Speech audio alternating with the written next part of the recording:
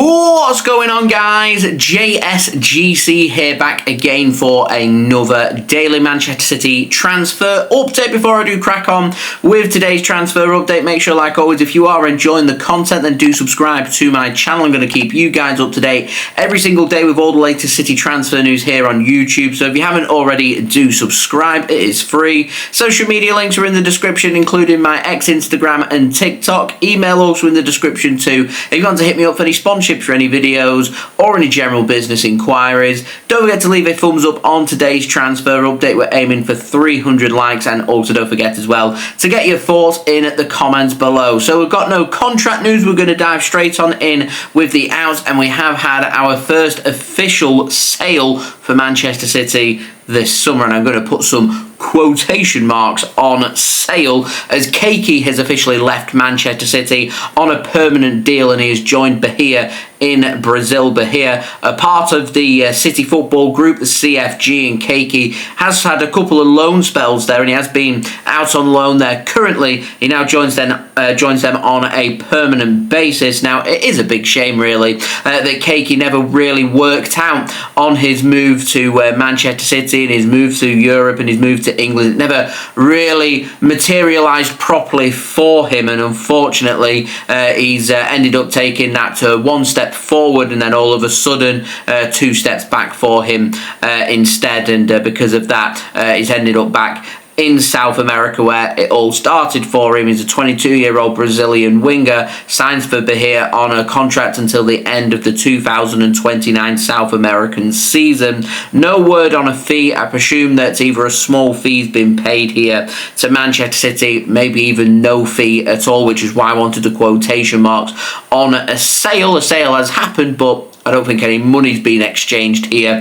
So yeah, I feel like Bahia taking full advantage of the City football group, and I'm wishing Kayky nothing but success, and I hope he absolutely smashes it at Bahia and he manages to achieve exactly what he's looking for when it comes to the rest of his footballing career. So I'd say a big thank you to Kayky for his efforts here at Manchester City, and wishing him all the very best. Now, moving on to the other story I want to speak about and really get my teeth into is some outgoings for Manchester City, because according to Flashscore, Manchester City are willing to listen to offers for 6 of their players this summer. A lot of them are homegrown, including Jack Grealish, Kyle Walker, Kalvin Phillips, James McAtee, John Stones, which I find really interesting, and also Ilkay Gundogan. Now, we're all well aware that Manchester City went out of the Club World Cup overnight, losing 4-3 after extra time against Al Hilal of Saudi Arabia, which won't have gone down very well with the big chiefs at Manchester City.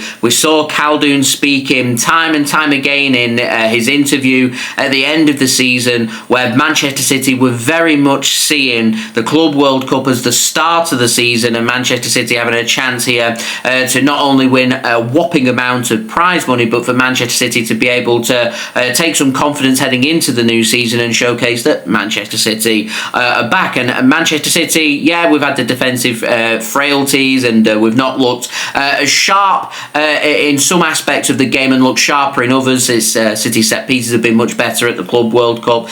City's attacking credentials, I think, have been much better at the Club World Cup, and there's been a big sense of fresh energy, and Man City have looked confident and looked much sharper and much better than what we'd looked throughout most parts of last season. Then it all just comes crushing back down for Manchester City, where our frailties at the Club World Cup have been exposed once more, of Man City's high line, and Manchester City maybe neglecting a little bit in the transfer market about defensive reinforcements, not addressing the goalkeeping situation, and basically Man City not really knowing who's coming and who's going. And it must be very frustrating for Pep Guardiola to know that right now he doesn't know who his strongest 11 is. He doesn't know which players are going to be here come the end of this transfer window, and all round Man City need to start getting things sorted. And I've been mentioning over the last couple of weeks about Hugo Viana and doing a cracking job in bringing in some high quality players at a very quick time of only 10 days at the start of June to get players in ready for the Club World Cup. And then it's been radio silence since then for Manchester City, and in that time I was hoping that Man City have been working on the outgoings to help freshen the squad up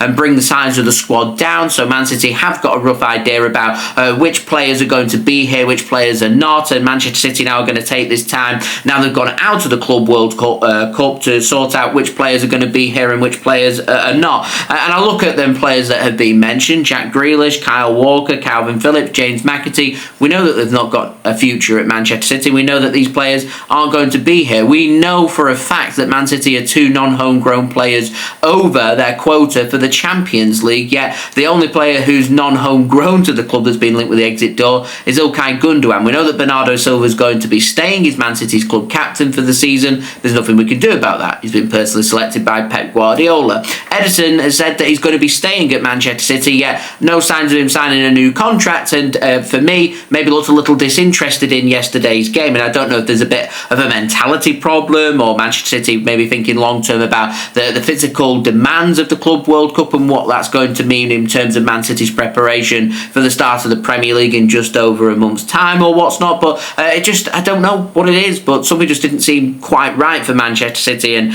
for me, all I can think of in the transfer market is it comes down to player sales, and we've got to let players go who are no longer serviced a requirement for Manchester City. So we've got to let these players leave, and I just think Manchester City's ability to sell players and get good money for these players, it's always been something that City could maybe do a little better during our time with Chicky when he was in charge here. Fantastic at selling high quality young players, but when it came to players around the first team squad, left a little bit to be desired. And I think Hugo Viana, trying to pick up the pieces, is having the same difficulties in being able to move on players who maybe command a good transfer fee, who are on big wages at Manchester City, who aren't necessarily needed at the club. And we right now don't know what the squad's going to look like, and we're now into July, and City haven't done anything since June 10th when it came to the closure of the transfer window. That reopened on June 16th, and I was hoping we'd have some agreements in place for players leaving, and we know what's happening, and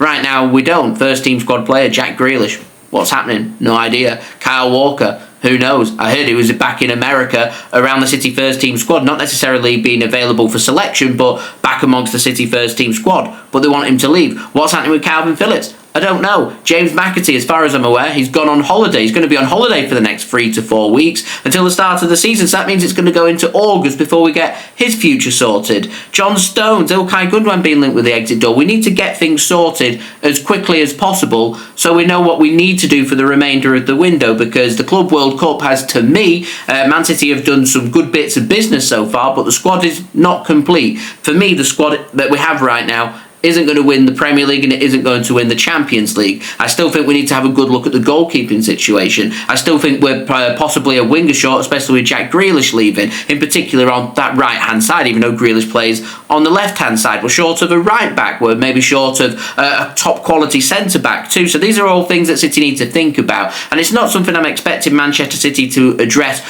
all of them problems in this one transfer window, but the point I'm trying to get across is we need to sort out the player sales so we know what bits of business is left to be done for the remainder of the transfer market, so we can work hard to bring in another high-quality signing or two. I still think City could do with a couple more players being brought in. And also then we need to have an idea about this transition that we're going through, what it's going to look like heading into the winter transfer window and into next summer as well, because it is going to go on that long. I don't think it's a surprise to anybody that the transition isn't going to be complete on the basis of 2 windows for City in just 2025. It's definitely going to go into next year, and it's up to Manchester City and those in charge to ensure that we're in the strongest possible position. And in terms of bringing players in, great, but we also need to let players go. We need to be able to get good transfer fees, get the players off the wage structure, and also allow Pep Guardiola, who's in charge of Manchester City, to know what his first team squad is going to look like. Because at the moment it's there's too many players. Pep Guardiola doesn't know who his strongest players are, and already he's starting to feel guilty that there's high quality players who aren't getting enough minutes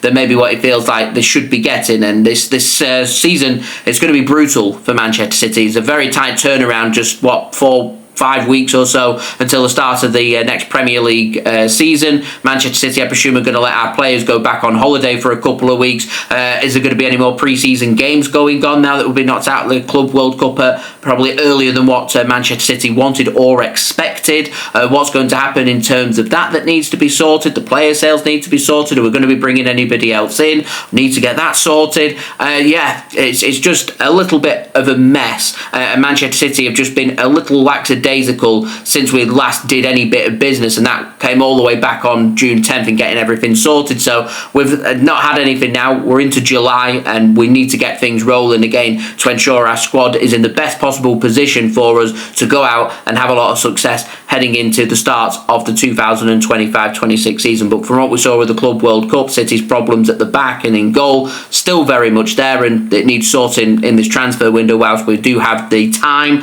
and also the money to go and do so. But for that to happen, we have to let players go, and we need that sorting sooner rather than later. And for me, as each day ticks on by, it's becoming a bigger and bigger problem for Manchester City. So the futures of them players that's been mentioned, it needs clarity on that. We need clarity on the goalkeeping situation. What's happening with Edison? Is he going to sign a new contract? Because it's all fine and well saying he wants to be here for another 12 months, but if he's not going to sign a new contract, then if the player's head's not in it and he doesn't want to be here, then away he goes. Got to let him go regardless of whether he wants to be here or not. Same with Stefan Ortega Moreno. We need to be having a look at defence as well, because right now we're letting high quality defensive players like Kyle Walker. Obviously his pace has gone, but we need somebody to come in who's going to be a fantastic solution to the Kyle Walker situation. And at the moment, other than Tino Livramento, who's a very good defensive player, not the quickest of players, I will add, that City need to think about them things. What's going to happen in terms of the other non-homegrown players? Husanov not getting as many minutes as what I thought he would at the Club World Cup.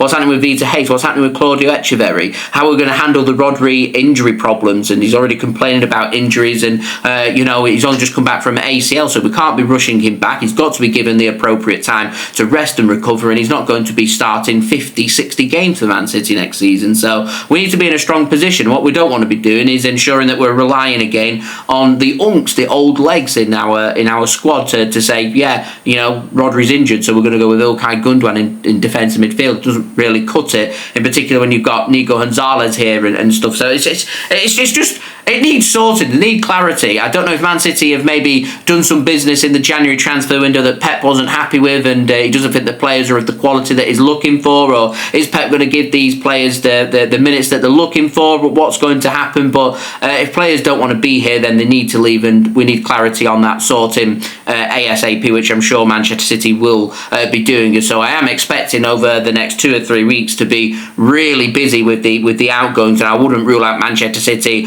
maybe wanting to hunt around the market and have a good look at maybe a couple more players, because I've always said to you guys, in terms of the first team squad, we're looking at 4 to 6 players, maybe even more than that, in particular with Bettinelli being brought in, because I wasn't expecting Carson to leave. So we could be looking at as many as 7 new players for this summer transfer window, which is a whopping amount of business to be done, but it's business that's needed, and it's very much not done, and it won't be done at the end of this summer either. So prepare yourselves for that. It won't be done in the January transfer window of next year, and we're looking at the very earliest points for this to be sorted. You have to be patient with it. We could be looking until the end of summer 2026 before maybe Manchester City's squad's looking like a squad that's capable of being able to win Premier Leagues and Champions Leagues in the same season. But because right now, I think I share the same concerns as everybody else, that Manchester City aren't quite right, and things have to start here with the outgoings and sorting out the futures of Grealish, Walker, Phillips, McAtee, John Stones, Ilkay Gundogan, goalkeeping situation,